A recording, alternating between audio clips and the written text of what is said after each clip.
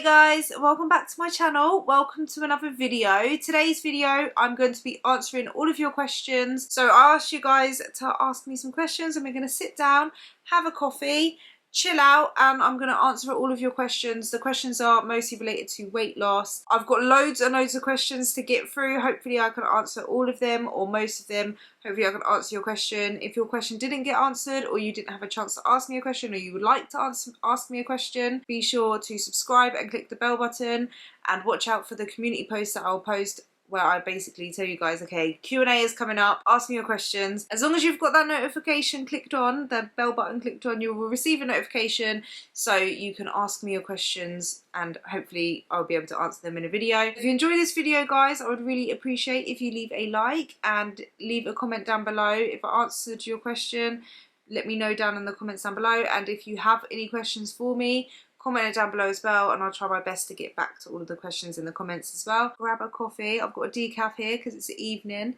so I would do a sip right now. Actually, we're going to have a sip. We're going to have a sip, but it does feel quite hot still. Oh no, that's perfect. It's perfect. It's got my Skinny Food Co. barista syrup in there. I've got salted caramel chocolate fudge syrup in there. Oh, it's amazing. The Skinny Food Co. syrups are 0 calories. Speaking of Skinny Food Co, guys, Skinny Food Co is the sponsor of today's video. As you guys know, I love Skinny Food Co. I started using Skinny Food Co throughout my weight loss journey. I was literally obsessed with it. I showed you guys in all of my what I eat in a day videos. I raved about them and everything. And thankfully, I got the opportunity to work with Skinny Food Co, and I have been doing for at least a year now. I feel like it's been a year, or if not over a year now, and I love working with them. And I've recently worked with them to create my very own bundle of my favourite low calorie, basically virtually 0 calorie products. They are my favourite 0 calorie necessities, my favourite items.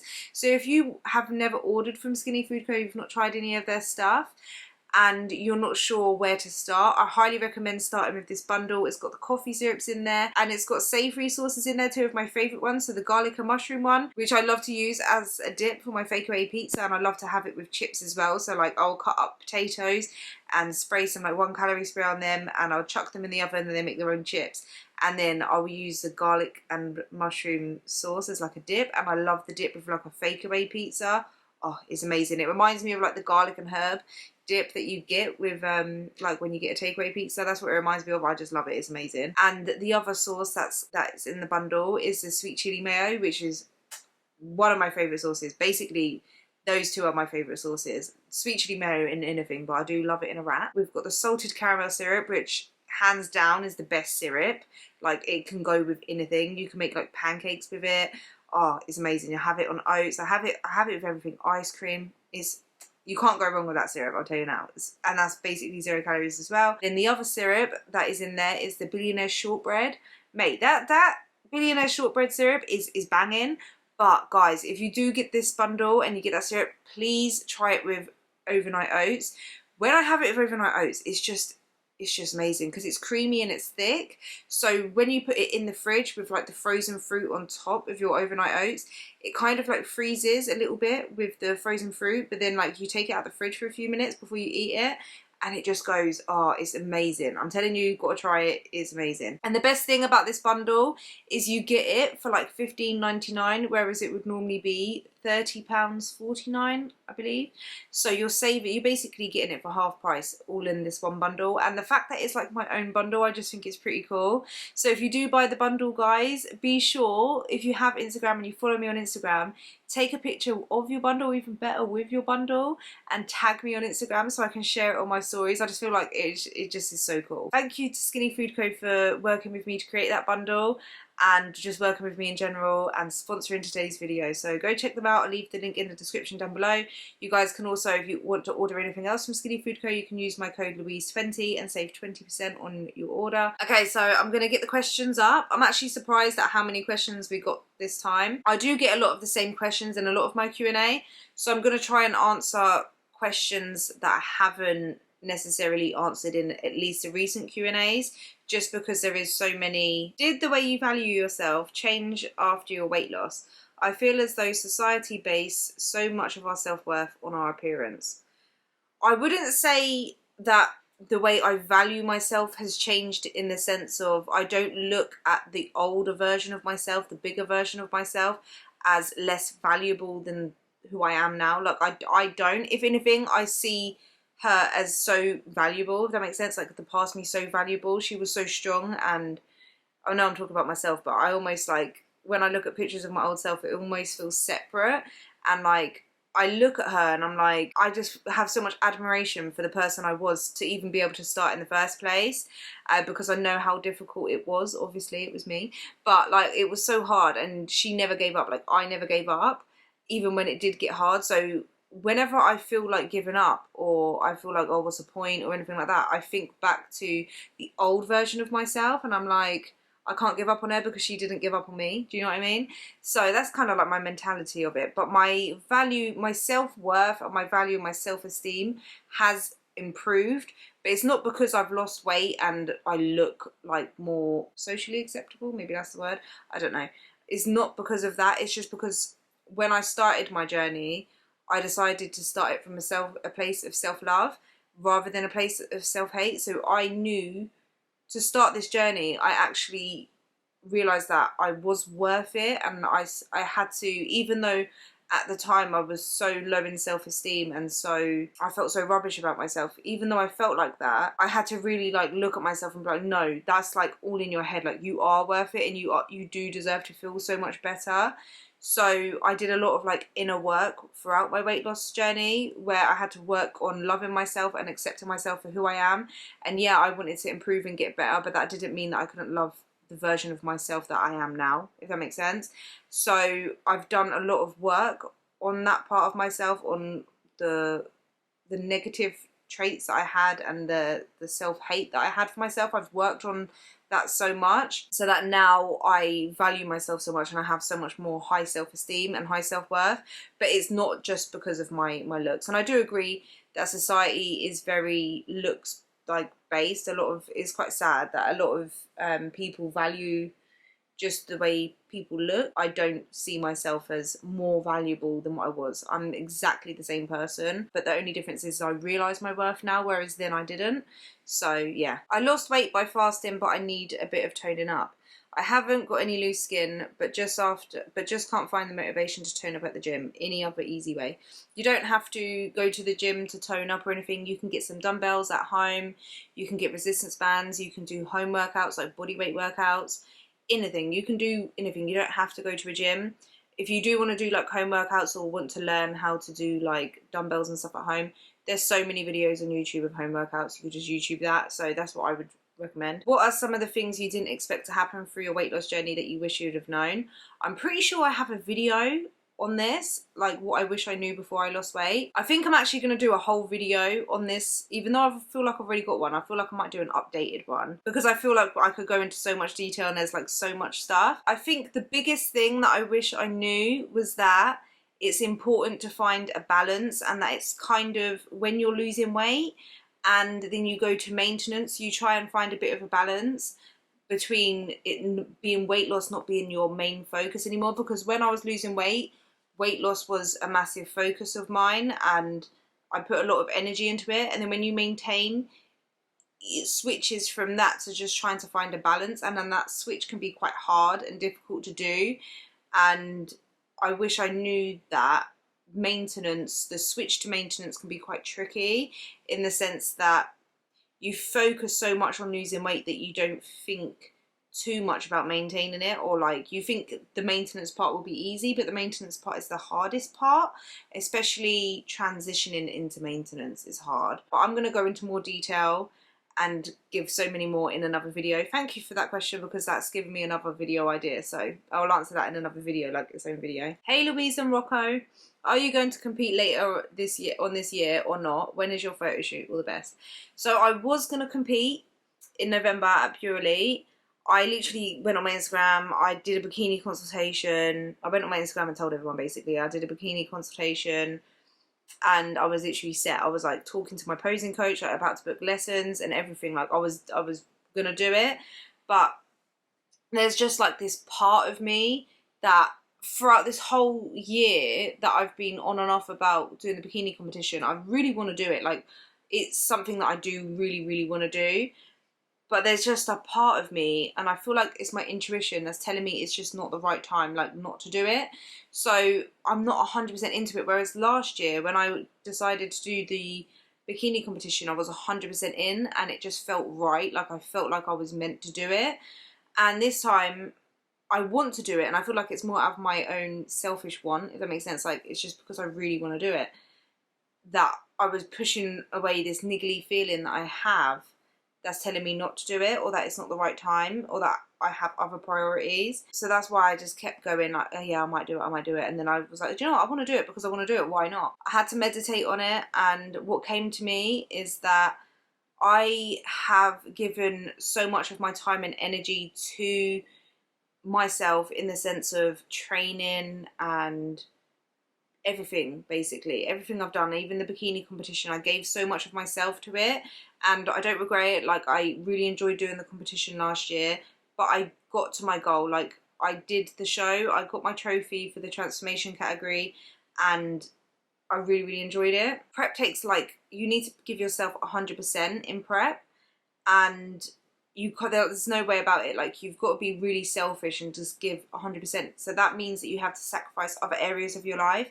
And I have 2 kids, and if I do prep for the competition in November, that means the whole summer holidays, and obviously longer, I will be in competition prep. The kids are going to be off school, so I'm going to have the kids. And if I'm in competition prep, that means 100% of myself is going to be going into prep, when I feel like my kids deserve 100% of me. I feel like I just want to make the summer holidays really special for them. I want to take them out. Competing in a bikini competition is really expensive as well. It takes a lot of money. Like, you're talking like anything basically up to like £2,000. I do actually want to do a video talking about going into the cost of bikini competition as well, so let me know if you want to see that. What my intuition is telling me is to use that money that I would spend on that to just do things with the kids over the summer, and just give them a really good summer. And I thought about it, and I thought of both outcomes, like doing the competition or not doing the competition.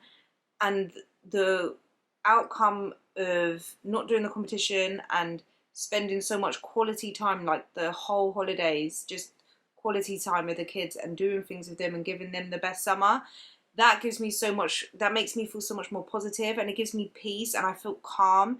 Whereas when I would think about the outcome of the competition, I had this gut feeling that it's not right. So I've decided not to. That's a long-winded way of answering it, but I really wanted to explain why I've decided not to. How do you measure your body fat percentage? And then someone replied, a good set of bathroom scales. And then she replied back, I'm talking about actually measuring it. The scales don't represent the truth.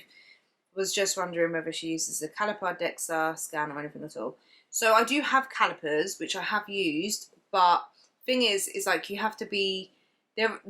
That measurement, and all body fat measurements really, is only as good as the person who's doing the measuring. You've got to do it in the right places and do it right, if that makes sense, to get it accurate. So I don't really use them. I don't, and I agree, the scales, even the ones that say that they measure your body fat, is just a guess basically, but guessing based on like your height and weight. And I know they say they send like waves through your body and that.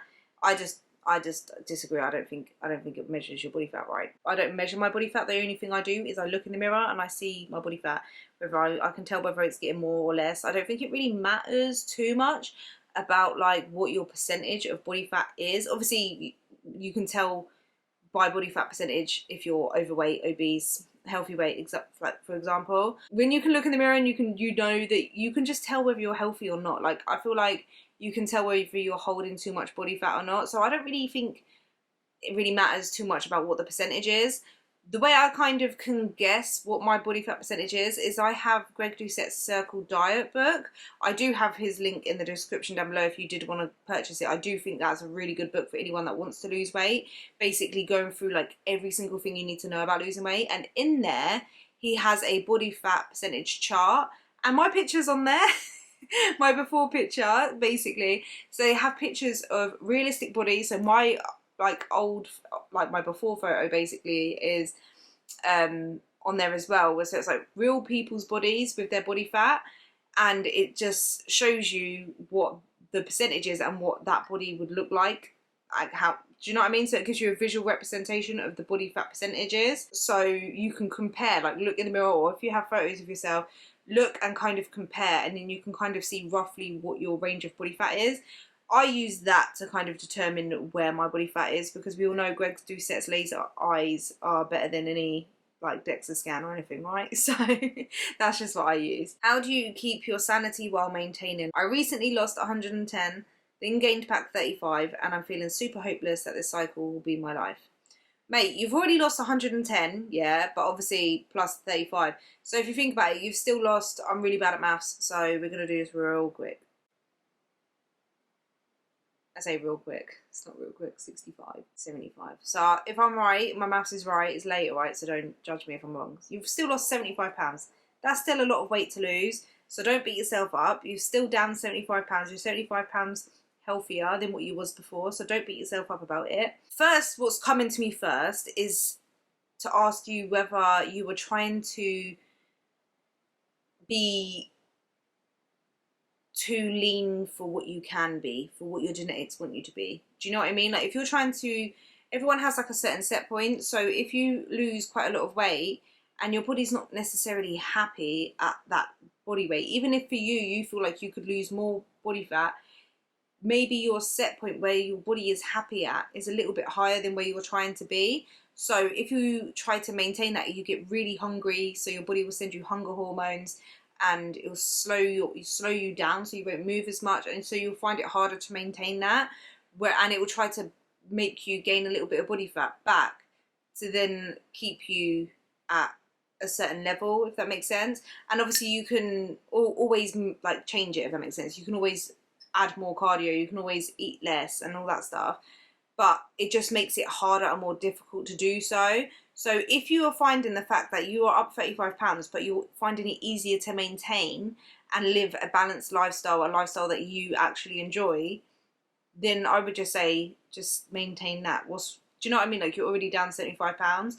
I understand it could be frustrating because you would want to be down the full 110 pounds, but sometimes maintenance isn't about being the leanest you can get. It's about just being the healthiest and living a healthy, balanced lifestyle. So that's kind of like my advice would be. But other than that, I would say to make sure that what you're doing is enjoyable enough for you, that you're not feeling like you have to eat a certain food, if that makes sense, or you have to do a certain exercise that you hate. As long as it's enjoyable and you're enjoying your lifestyle, that's the most important. So that's just what I would say, because obviously it's going to be hard to maintain if you can't keep up the habits that you built in because you don't enjoy them, if that makes sense. How do you deal with the times in your life when you get off track? I lost 67 pounds in 2 years, but this past year I've gained back 25 pounds. I found it difficult to get back into my good habits. Don't feel bad about the fact that you've gained a bit of body fat or weight. Honestly, it's completely normal. I feel like during my maintenance, I have gone up in body fat, I've gone down in body fat, not massively in the sense of like gaining all my weight back or anything, but over like, I don't know, like the Christmas kind of period, my body fat and my weight went up a bit. I was in like a bulk as well, but still like my weight was going up, my body fat was going up and going down. I feel like it's normal. Like people that never struggle with their weight or worry about their weight, that are just a healthy weight, like, you know, those people that just don't struggle with their weight, they just eat whatever they want to eat, but they can eat like they just naturally eat a healthier diet, and they can eat everything in moderation, and they don't worry about the weight. Those people still fluctuate in weight, but they might not either care or they don't know because they don't weigh themselves. It's just a normal part of life, I think, to sometimes over certain periods of the year or over certain occasions where they might be going out a little bit more to gain a little bit of body fat, and then like other times they will lose it because they're a bit more active and not going out to eat as much, and maybe they're being more mindful with what they're eating. Do you know what I mean? So I wouldn't like beat yourself up too much about it. And me personally, I do have times where I, you know, go out, I eat more than normal, or I might order a takeaway in, or there have been a few days where I've not even bothered tracking my calories. Actually, there's been a few weeks where I've not even tracked my calories, and I know I've overconsumed my calories and I've gained a bit more body fat than what I personally would feel comfortable with. So all I do is I try and set small goals. Where I've found through my own personal experience is when I've done that, when I feel like, oh no, I'm slipping back into older bad habits, When I've done that and then I've decided, okay, I'm going to go full steam tomorrow, that's it, I'm not going to bother eating any more chocolates. Like, especially after Christmas, I got into my habit of eating chocolates like almost every day. So when I felt like I was like feeling a bit icky, you know, when you feel a bit icky in the sense of you've not been feeding your body the best, so it just makes you feel more sluggish and bloated. That's what I mean by icky. When I felt like that, I was like, okay, that's it, I'm not going to eat any more chocolates, and I'm going to eat back healthy from tomorrow, and that's it, I'm going to track my calories. When I've done it harshly like that, I've always tended to be okay for a few days, and then I go back to the chocolates, and then it kind of goes into that little cycle. So what I've found that really helps me when I do go off track, or when I have days where I've just gone over my calories, or I've eaten a takeaway or chocolates or whatever, and maybe just like overconsumed them or overindulged in them, I just like to just take it back to basics and go like with one thing at a time. So I will make sure I've done a food shop, so I've got all of my foods in the house. Anything that triggers me to overeat, for example, like chocolates or whatever, like my favourite chocolates, I will just make sure they're not in the house, because then I'm not like, they're not there to eat. And then also by planning my meals, I found it really helpful. And by planning my meals, I don't mean like writing out a meal plan for the week, even though you can do that. But what I found useful is when I have been over snacking, picking at foods and stuff, the night before, putting it all into my fitness pal, what I'm going to have for breakfast, lunch and dinner, and then leaving a few hundred calories for whatever snack I want, so I can be flexible with them few hundred calories and have whatever I want. But I know that I've prioritised my calories for my meals, and those extra calories are just extra calories that I have. So that gives me the flexibility to be able to have a snack or whatever I want in moderation without completely cutting it out. So it's just more realistic and sustainable. And then I already know what I'm having for breakfast, lunch and dinner, so I don't have to think about it and in the moment when I'm really hungry. I could just get on and make it because I've already planned it out and I already know what I've got, and it's already in my fitness pal, so I know how many calories it is, and I know how many calories I've got for a snack, and I could be flexible as I want with them calories for whatever snack I want. Do you know what I mean? So then that way I'm prioritising my nutrition and my meals and being full up, and then the snack is just an added bonus. What is the best way to reduce cellulite? You look amazing. I would just say fat loss, in the sense that cellulite for me is more prominent obviously on my legs, the backs of my legs, and it's more prominent when I have a bit more body fat there. But at the same time, when I got very, very lean, I still have cellulite now, by the way. When I got very lean for my competition, I still had some cellulite. It wasn't like how it is now, or definitely not like when I was bigger, but I still had cellulite. So for me, I've just learned how to accept it. Like, it's just there, and they're just, if you just think about it, it's just little dimples in the backs of your legs. They're not bad. I don't know why we look at it as so gross and so disgusting. Most women have cellulite. It's just normal. It's just little dimples. We're not these airbrushed model pictures that we see on Instagram. Like, they're not real. Most people that put pictures up like that on Instagram, they're edited. They smooth out their skin and stuff. It's not real. If you see, like, I've seen girls who have like really skinny legs and they still have cellulite and dimples at the backs of their legs. It's just normal. So I would just say accept it and try not to like worry too much about it. Maybe if you just keep your skin hydrated and eat healthy and lose the excess body fat, then it'll probably improve slightly. But yeah, just don't worry about it. It's just a bit of dimples, isn't it? Cute little dimples at the backs of your legs. And then there's another question about cellulite as well, actually. So far I've lost 18 pounds during my weight loss, but I still see cellulite at a weight I did not have cellulite before 10 years ago. Is this inevitable for me? I started lifting weights, so I guess only time will tell. Love your channel. Do you know what it could be? It could be because 10 years ago, obviously you were younger, and your skin was probably tighter than what it is now. And if you gain weight and then lose weight, your skin has stretched out a little bit and it doesn't retract back. It can retract back, but it might not retract back all the way like it was 10 years ago. So the skin could be a little bit looser, which I found with the backs of my legs and my cellulite.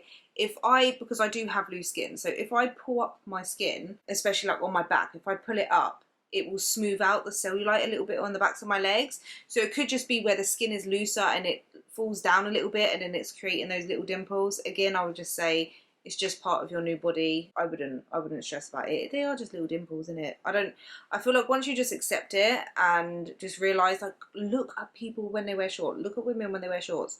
How many women do you see with just completely smooth legs? Like, no cellulite, no dimples. When they sit down, they don't have like any little dimples or anything. Do you know what I mean? Everyone has it. It's just normal. Stop looking at girls on Instagram and thinking that they look like that in real life, because they don't. That last sip of coffee was cold. That was gross. When you were losing weight, did you exercise before or after you ate? After, I would guess, because I would have my breakfast, take the kids to school, and then I would go to the gym. So yeah, I wouldn't do like fasting before. I know a lot of people do fasted cardio and stuff. There's not really necessarily any benefits to that. Yeah, I would just say do what you want to do, what you feel good. Some people don't like to exercise with food in their stomach, if that makes sense, like knowing that they've already eaten and they like to save it for after. Other people, like me, I need that fuel, I need that energy to push harder. If I try and lift weights when I haven't eaten, I would be weak. I wouldn't have the energy. I would be trying to like rush through my workout so that I could get home and eat some food. Always here to support you. Oh, thank you. My question is, did you notice people acting or treating you differently once you were skinnier? I think I have answered this question before in another Q&A. No one around me in my personal, like people that I personally know, like quite close to, they don't treat me any differently. I don't surround myself with people that treated me rubbish when I was bigger, if that makes sense. People just treat me the same. If anything, maybe they see me in a different light, in the sense of, I know a lot of my family and close friends are quite proud of me in this, because I've lost the weight, and they just tell me that they just like admire my strength, and that I've carried on and I've kept the weight off, and look up to me in a way for that kind of stuff. But other than that, like, they don't treat me any differently because I'm slimmer than what I was. People in the public and in general, I do notice a difference. When I was bigger, I just felt like I almost felt invisible in a way. Like, I didn't really get approached, but I don't mean approached as in like chatted up or anything. I just mean like people wasn't as chatty with me or smiley or even saying hello, good morning, whereas now I do get that quite a lot.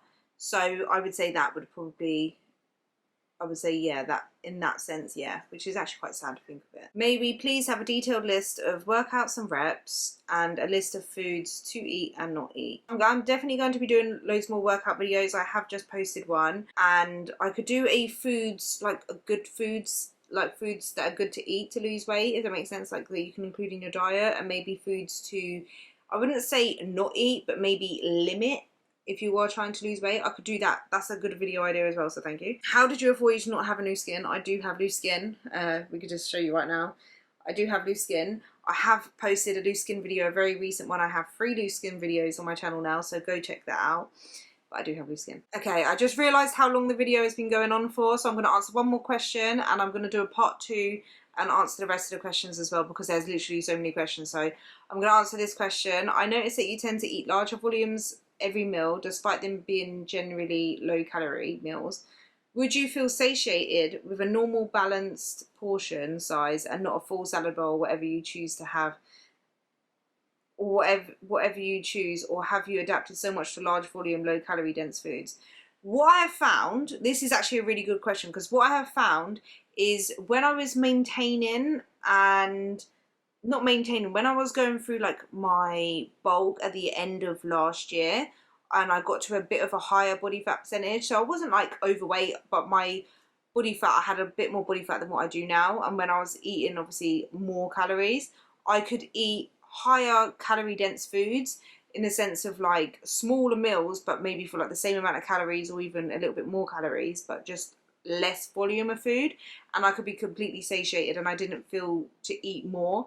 Whereas when I'm at a lower body fat, when I'm cutting, that's when I need those high volume, low calorie dense foods, because I'm more hungry. The lower body fat I get, the more hungry I am.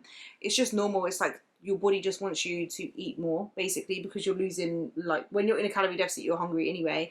And then when your body fat gets lower, it's just like your hunger hormones get higher. So that's why especially when I'm cutting or when I'm trying to get leaner, I eat higher volume foods because I need it. If I'm trying to cut and eat high calorie dense foods or a smaller meal, like normal meal, like I could eat like I don't know, like a burger, a homemade burger that's like 400 calories but with like no salad or anything added to the sides. Now if I ate that when I'm eating more calories and I'm maintaining or like in a slight surplus, that could satiate me and I would be fine. Whereas when if I was to eat it now where I'm cutting and I'm trying to get leaner, I would just be hungry. I would feel like eating like 3 burgers. So that's why, if that makes sense. So I hope that answers your question. But yeah, I'm gonna finish the video here, guys, because I have been talking for a while now and it's getting very late. If you haven't had a chance to ask me a question yet, go to my community tab and check out my last Q&A post on there, and you can comment them down on there as well, and I should be able to answer that in the part 2. But I hope you guys enjoyed. Don't forget to check out Skinny Food Co, guys, and get my bundle. Thank you to Skinny Food Co for sponsoring today's video. Thank you guys for watching. If you made it this far, comment down below a coffee, because I hope you drank a coffee when you watch this, or a drink. And I will see you guys in the next one. Bye.